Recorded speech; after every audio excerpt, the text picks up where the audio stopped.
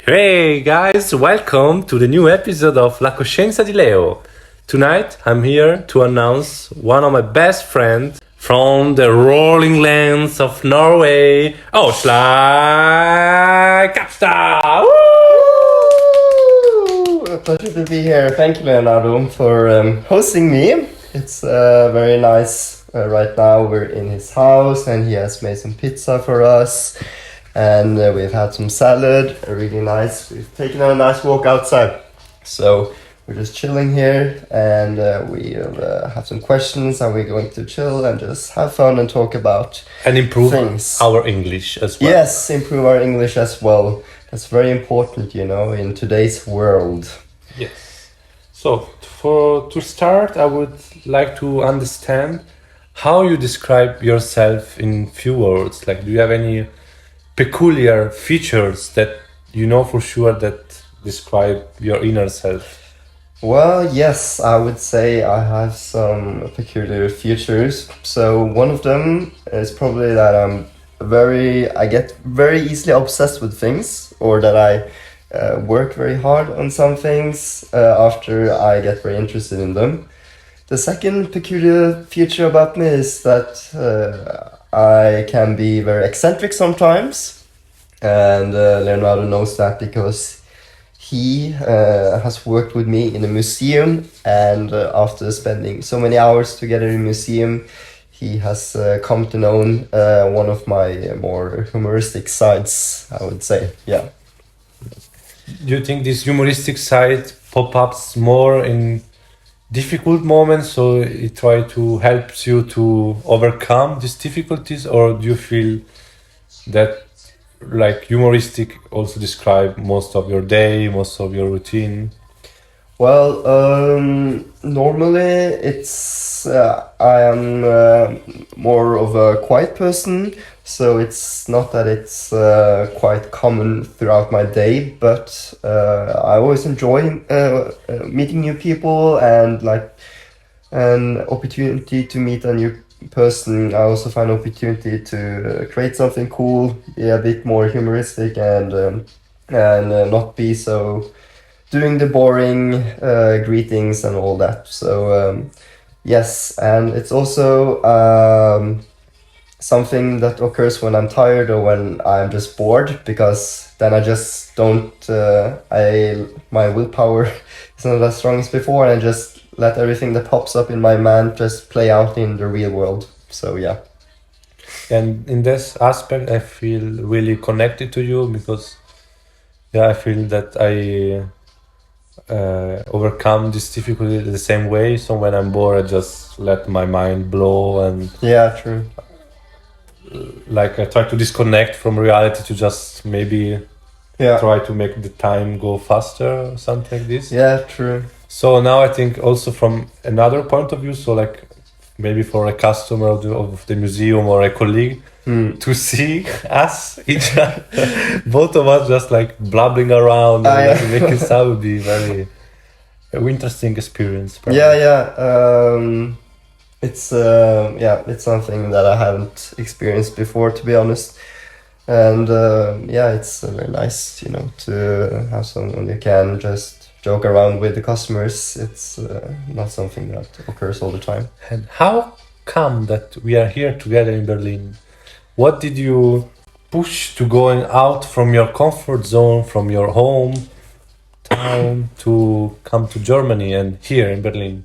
So I usually, or before I came to Berlin, I studied classical music in Copenhagen, and I studied there for like 1.5 years, and then I realized that I didn't want to become a musician, and that was in the Corona period. So I had a really tough time then, and I went back to my parents. I thought over things, and then I did some chemistry and physics courses because I needed that to get some better educational options later on. And after that, I just didn't want to study because I've already gone to a music conservatory, and then I also did these additional courses, and I just wanted to try something different. Therefore, I just spontaneously decided to move to Berlin, and I also wanted to learn the language, German, which I also had learned in school. So I just wanted new experiences and to learn a new language. Yeah. You think the presence of COVID affected your decision to leave music? Yeah, definitely, because I had a lot of time to think through, and I really thought about what I want to do with my life, and music is really fun, and there's a lot of joy in it. But especially in the classical music. Because which instrument do you play? I used to play, or I play classical accordion, and I play jazz saxophone. So I played these two instruments quite heavily for like 10, 12 years, and I didn't know anything except music. So I was in a position where I'm not happy with what I've experienced so far. I want to try something new, and yeah, then I tried it. So yeah, COVID definitely affected my decision. Yeah. And is music still a big part of your life? It's not such a big part, but it's something I enjoy. For example, you and I, we've gone to the jazz club once, and it's always fun, you know, to listen to the jazz musicians. And I always look up to, and I always will look up to musicians, because they do it with such discipline and with such passion that it's admirable. Yeah, so it is a part of my life, but not as big as before. What is the most fascinating side of music? Doing something that both entails your mind and also your feelings, and then conveying it to another person, and then stirring some emotions in this person to the point that she or he feels blessed for being in this life and being able to enjoy the experience I'm giving to him or her. Yeah. I think is a kind of the ultimate form of art. Yeah. Because it's the less concrete, the less physical, you know, like it's not an architecture piece, it's not an artwork, it's really something that you can't physically touch it, you know? Yes, true. But it's so like universal, you know, so it doesn't matter. Yes. Like I think we have the rhythm since we are a child, you know, like if you feel music, you feel something inside you, and you know, and this feeling can be shared in any part of the world, both from apparently some studies from animals as well, they react to music, and to every human being, you know. Yeah. So an example that I always do, that I really like Russian hip hop, you know. Yeah. And I don't understand a word, but the vibe of the music touched my heart, you know, and that is very cool. And from other, like if I watch a movie with spoken Russian, of course I don't feel so much because I don't understand. Also, like a book, if it's not in my language, I can't really appreciate it fully, you know. But with music, overcome all these difficulties. Yeah, definitely. It's universal. It's a universal language of love, you can say, and it's also an art.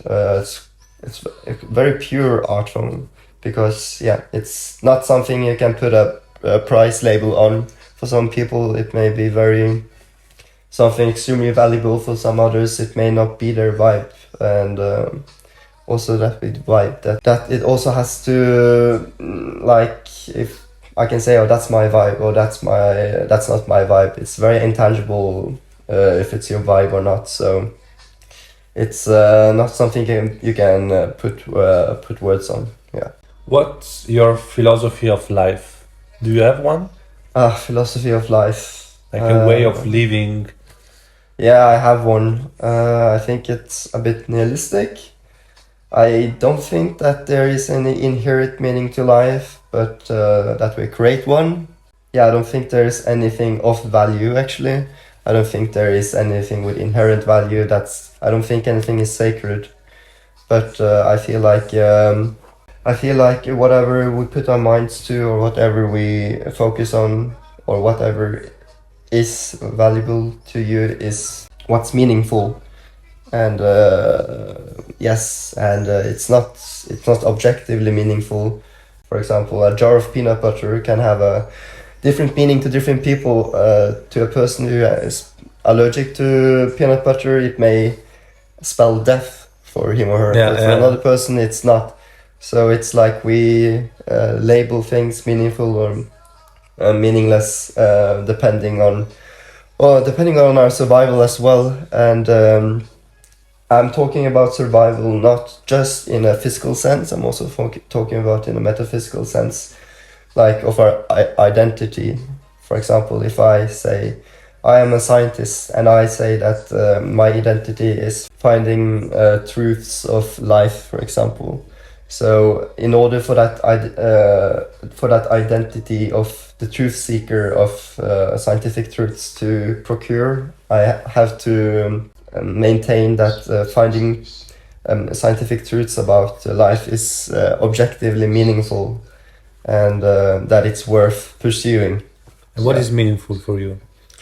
Meaningful for me, well, that's what I'm trying to find out, because I am trying to move around a bit.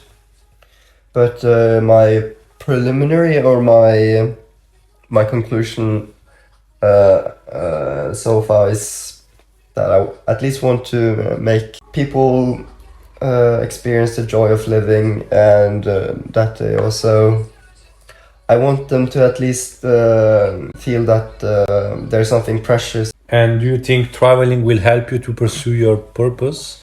Yeah, to some point, because you're changing your external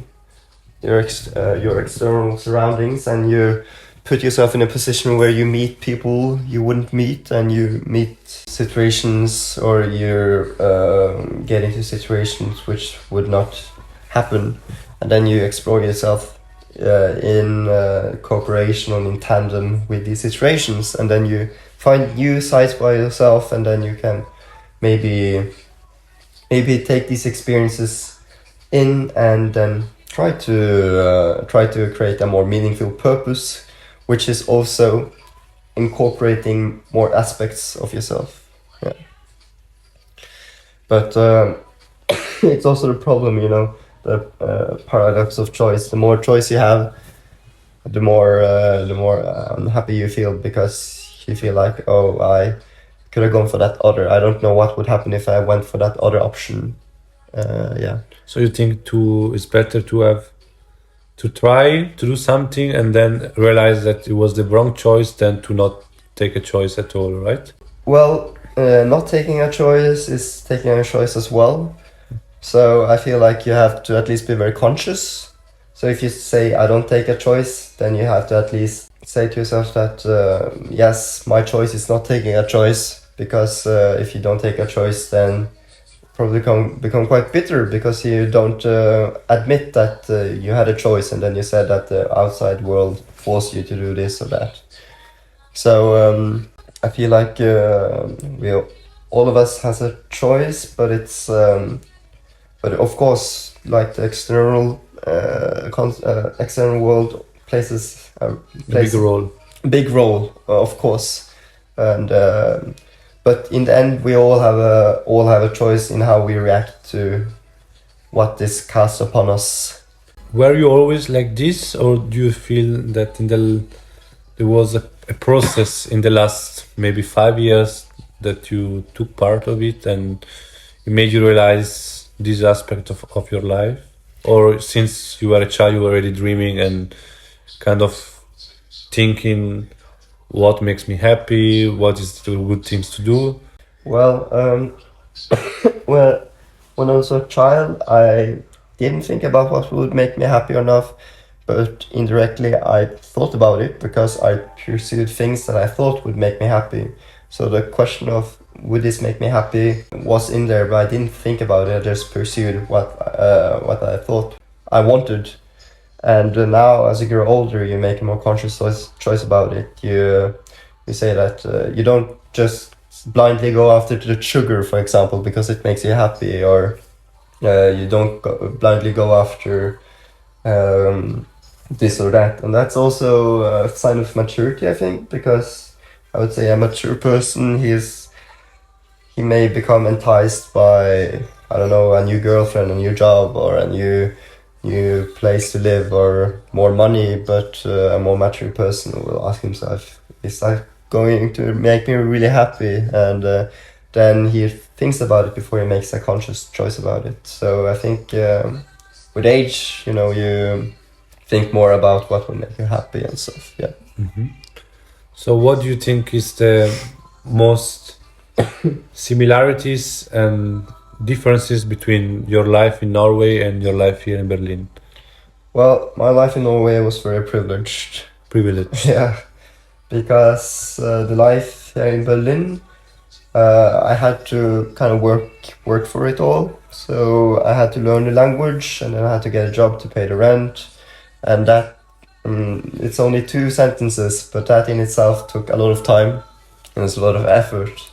And this also reconnect to what you said that describe you most. So when you have a challenge, you really get into really deep, So like this challenge of learning German was a huge part of your life here. Like you were really took serious this decision. So you were studying and studying and studying. Yeah. But now you have C1, C1 now. Yeah. So like you, at least one of your project is already accomplished, right? Yes. Yeah, I'm very happy that I managed it, and it was one of my goals. And yes, and like conquering one challenge, it feels very good because you show more energy also for the. Yes, you have more energy for other things, and you feel confident because you've proven yourself. And yeah, I'm at the point of my life where I need to prove myself, and I'm very aware of that. So I make up challenges for me, and then I try to accomplish it, and and it's fun, when you accomplish it. But I think my goal is to try to not be so attached to the outcome. I try as hard as I can. If it works, it works. If it doesn't, it doesn't. But I'm just happy no matter what. And I also had a lot of joy from learning German because it's such a beautiful language. It's like it's a very annoying language as well because you have all these words and you can put them together with the prefixes and everything, and then the meaning of the word changes, and it's all these nuances, and there isn't one right way to say it, or there are many ways, and there's always these rules. So it's a very modular language where you can just put stuff together, and you just have to follow the rules, and you also have to know the exceptions of the rules, and then you can speak the language to a certain point. Yeah. And you did all this process of learning this new language all by yourself. So you didn't took any course. You just bought some grammar book, some app on the phone, and then you did everything by yourself. How does it feel to defeat these challenges, knowing that you did everything by yourself? You feel like more satisfied? You think is sometimes you could also maybe ask help to your friends, to your family, or you think that at the end when you do it, is the feeling is very empowering for yourself, and making you feel more sure about your skills? Well, there's no reason to make it harder for yourself. So when I look back on it, I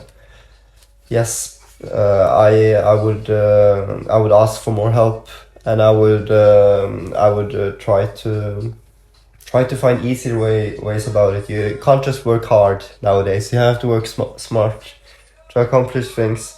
Of course, I got a feeling of empowerment of overcoming this challenge, but as I said, I could have made it easier for myself. So what I would tell myself is that I would probably that I needed to be less stubborn. I needed to seek out people who could help me, and I could also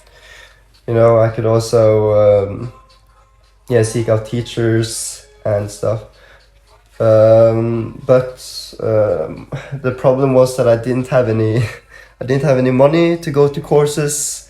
So I was kind of trapped in my own apartment, and I had to learn it by myself. And I also, in order to get a job, I needed to learn German. So therefore, I decided, okay, I'll learn it very intensively for 2 months. Then I'll try to get a job, and I got a job with Leo. Woo! Yeah, and then I continued to study on my own, and I managed it. But yeah, of course, you just need to be less proud, and just because you can't do everything by yourself, you also have to rely on others, and there is no shame in asking for help. Yeah. And so, talking about economics, is it still possible in this world? Do you think it was more easy maybe before COVID, before internet, or now is the moment to do something and try to, like, that we have all the tools to really do basically everything we want? Yeah, I think it has become easier with the internet because we have free access to information, and we can learn most of it by ourselves.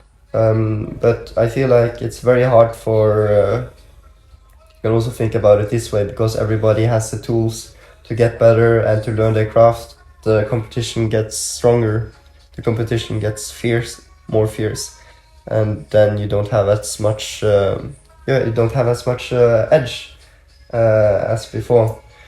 And it's especially hard in today's society, you know, where we very much emphasize materialistic things.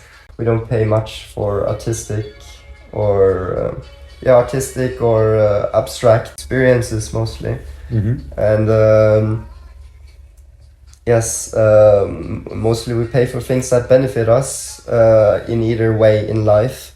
And of course, we also, that's right. We need things that help us in our life, but I think we should emphasize more on enjoying things, you know, and showing value for the enjoyment of something, not for the purpose that it may benefit you afterwards or anything, but just because you enjoy experiencing what you're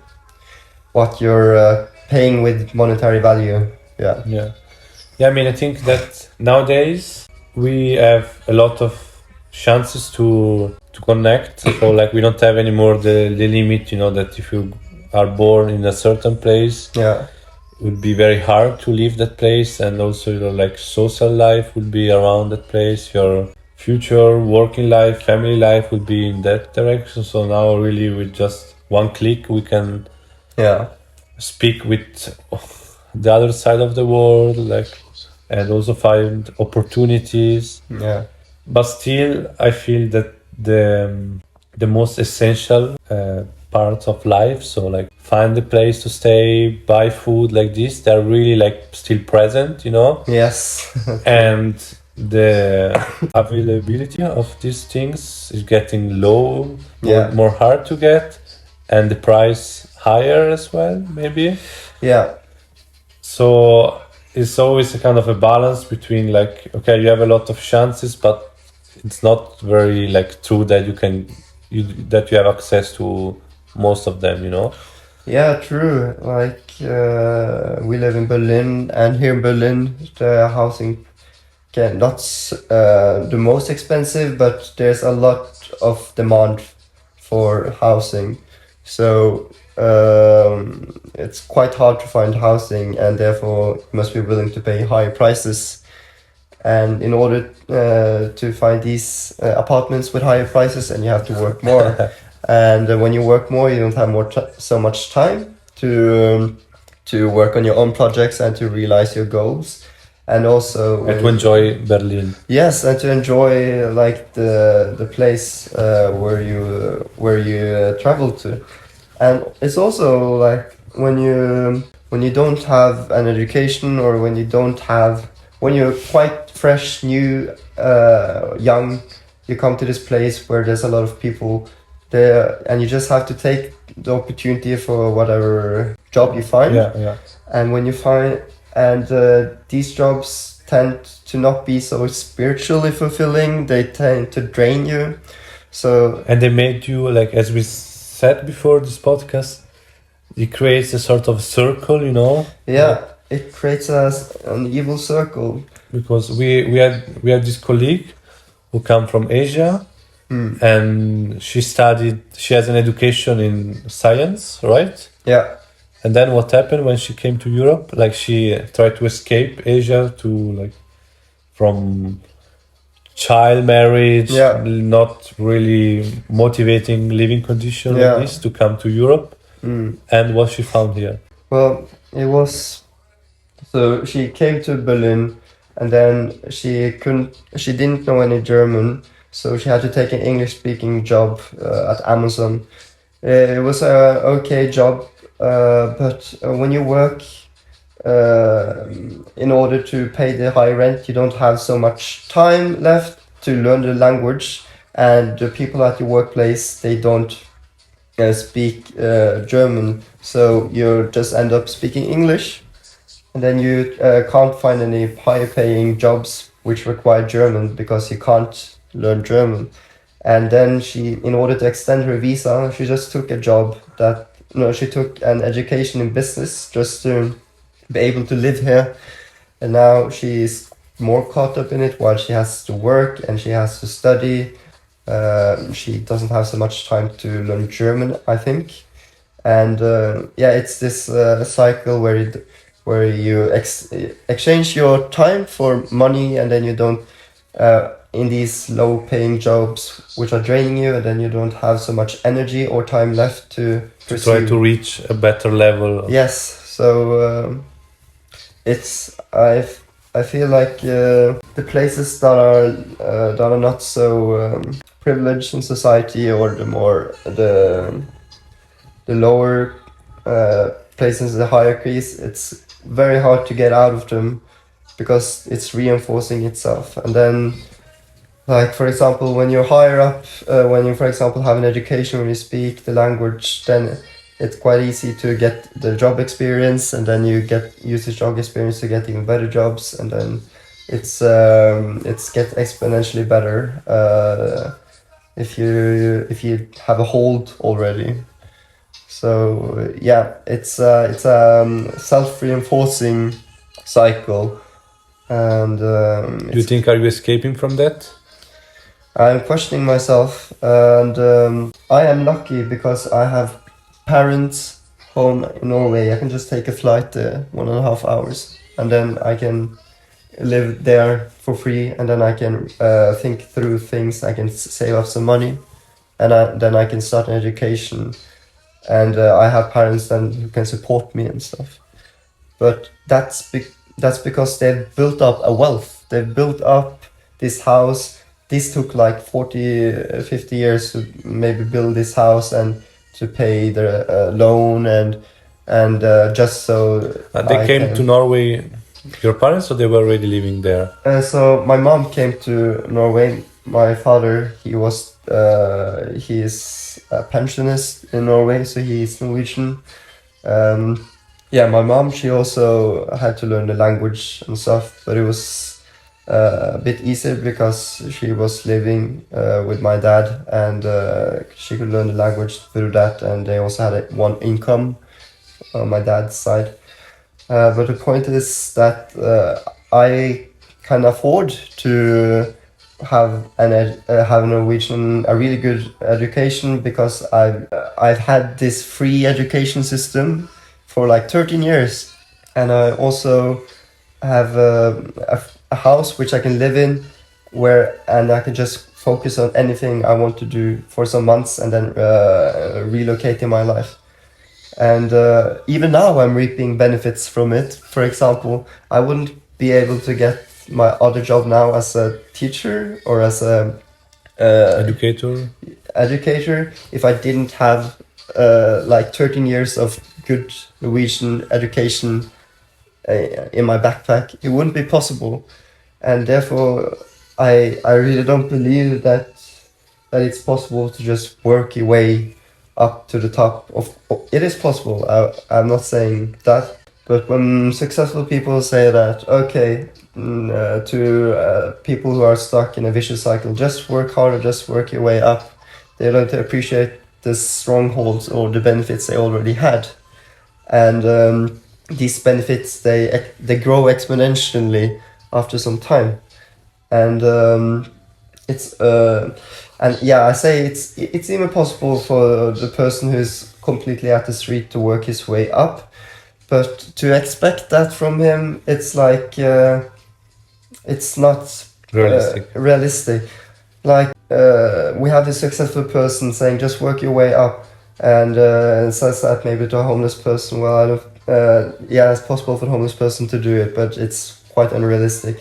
And then we have like the example of all these people on going to the gym right after New Year's Eve, and they say, "Yeah, I'm going to get a fit body." They can't even hold that promise. How do you and all these people just fall off and they don't go to the gym? How do you expect? People who are completely downtrodden in life to work their way completely up, when you can't even expect normal people to keep one simple promise, you know? And that's something we are think about, or it's not something we take for granted as when we already have it. Yeah.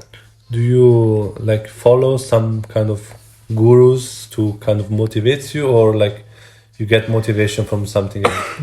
I like in this day and age, I think there's a lot of gurus, like there's a lot of self-help gurus and stuff, and I'm all for self-help. I really believe that we should take our lives in our own hands, because that's the situation we're in. We either we take responsibility for it, or we put the responsibility on others, on the world. But if you have responsibility yourself, you can at least do something with it. And you have kind of full control. Yes. As well, because if you just let other people choose, and then like if something happens, then you just have to adapt, you know, and you can. Yeah, true. And it's better to take responsibility for it, true. And it's very hard sometimes, you know, for the ego to take responsibilities for your shortcomings and your failures, true. But yeah, I used to follow some self-help gurus, but and I used to read a lot of self-help books, because I was curious about how to succeed in life and how to live a happy life, and I just wanted some guidance in my life, but not so much now. Now I'm more into trying stuff out. If it makes sense for me, I'll do it. If it doesn't, it doesn't. And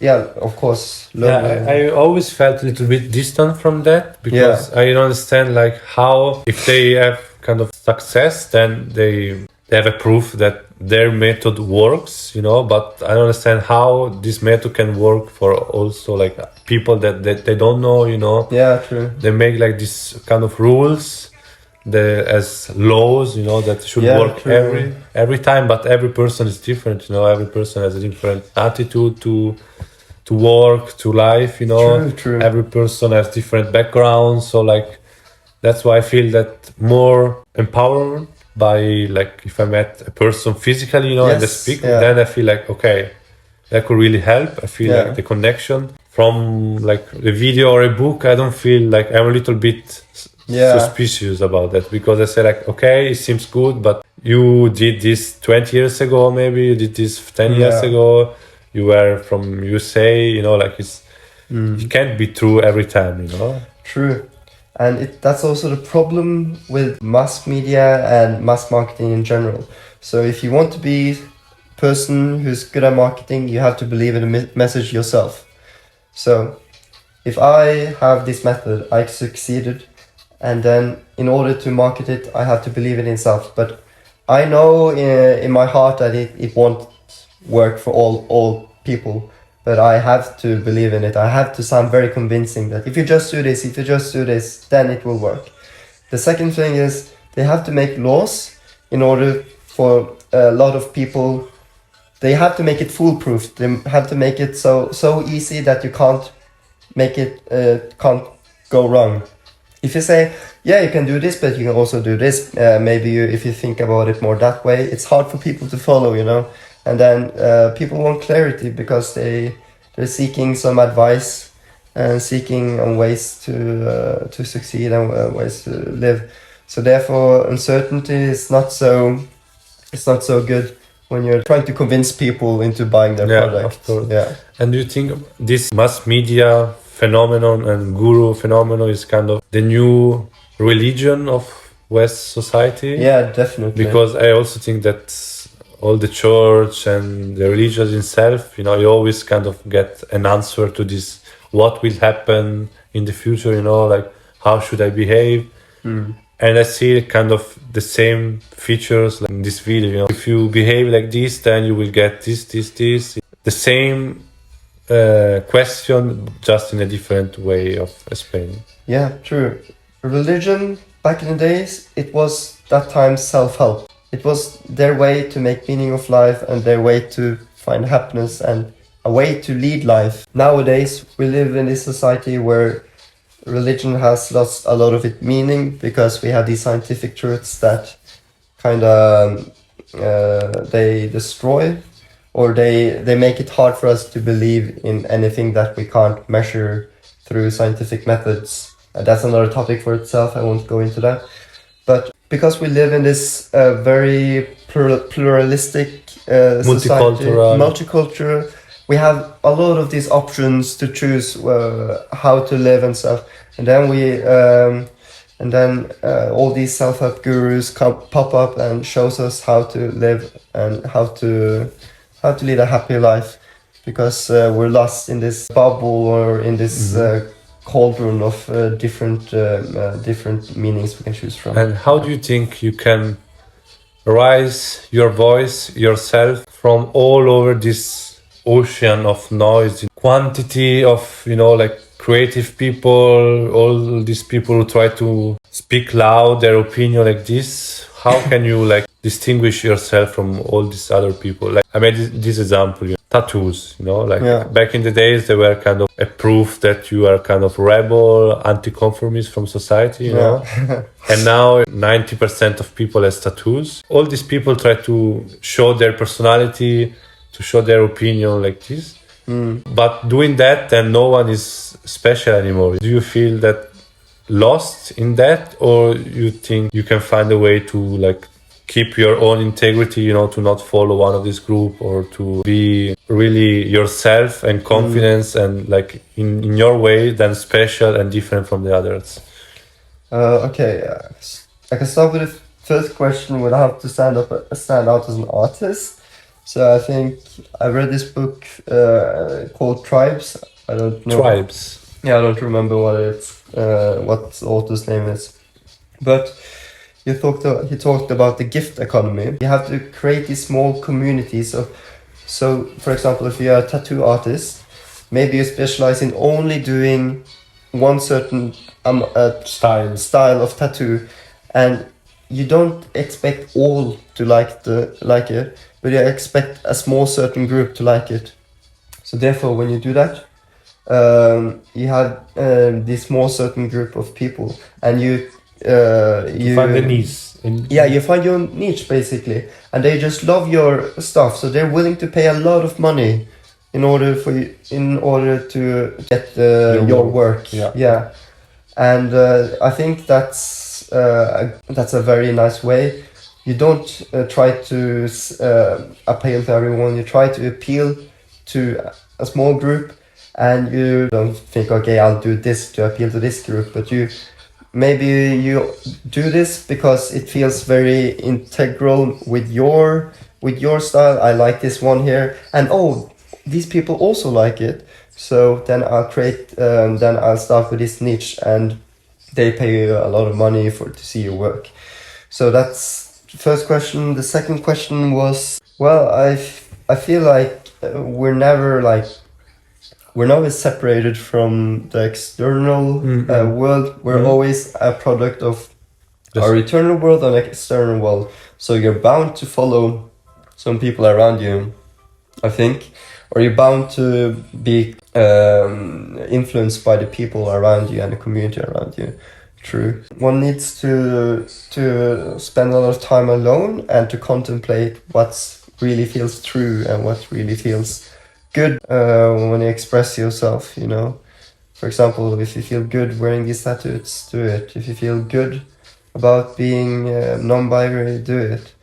If you feel good talking a certain way, do it. And yes, and it's a continuous exploration process where you have to introspect. Yeah, the main part is to like really know yourself, you know, and Yes. also get time to understand also your demons, you know. Yeah, like, and true.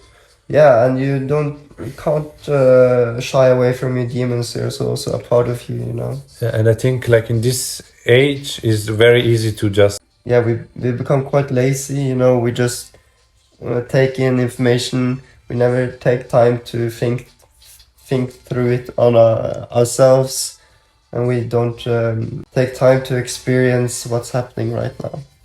yeah, and also like in this for pretty much everything. If your favorite artist makes a new album, you know, Yeah. you want it now. You don't want to go to the shop, Yeah. wait and buy the CD, and then Yeah. you want just to download the leak file from the website as soon as possible. Yeah. You can't wait anymore. Yeah, you know, yeah. like, and the same way you don't want to wait anymore. Also for a process that needs time True.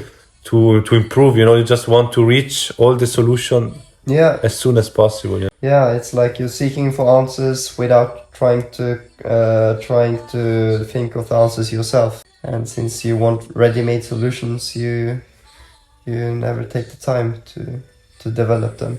Yeah. The last question time. Yeah. So here in the podcast, we are a big fan of reading.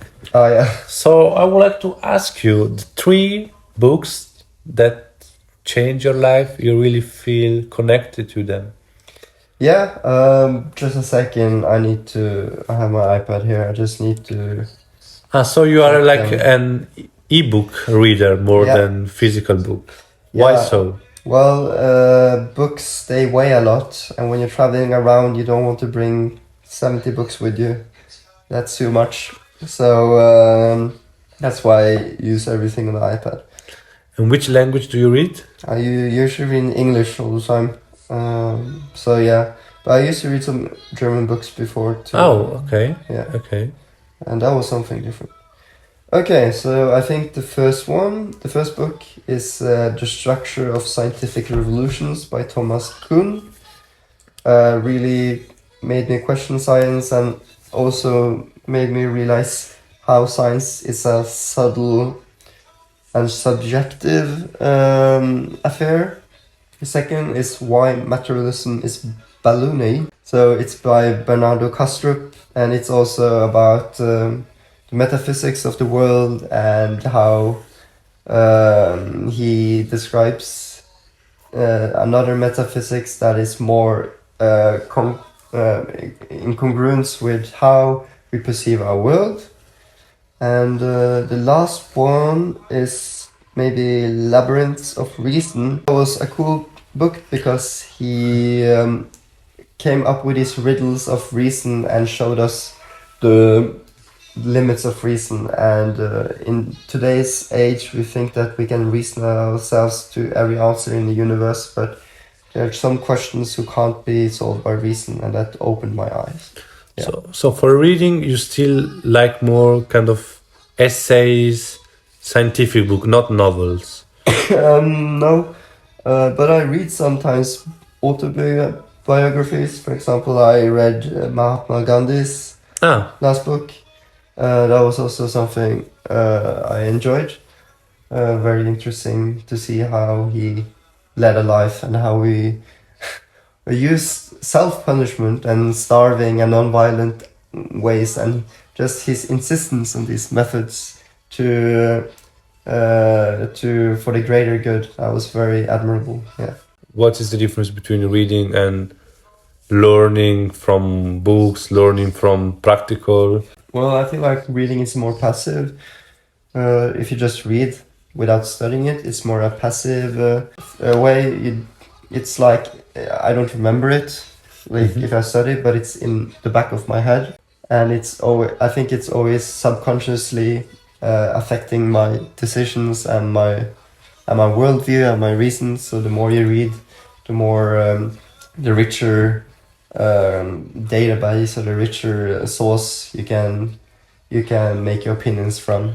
And usually, like, you approach reading because you have pleasure to read in that moment. You're curious and you want to get enriched by something that you are interested in. So I think studying is harder because you have to make a conscious effort of trying to remember something or trying to integrate it in your mind, and that's takes more effort on your part, and it takes more deliberate practice. While reading, it's more passive. You just read through it, and you don't have to. You just consume the information, and then you just let it simmer while you're walking around. You're not taking it as a serious. It's more relaxed, Yes. My value is basically to become more knowledgeable and also to know more about the world. And that's why I read, I would say, mostly. All right, thank you very much. Do you want to give a last message to our listeners? Yeah, I would say that thank you for the podcast. It was really fun. Thank you for listening, guys. It's super cool. And just take care of each other and peace. Maybe we'll see each other one time. Ciao. Yeah, you're invited to take part of our podcast. Yeah. And to visit us in Berlin. Danke für die Zuhörer. Ciao. Tschüss.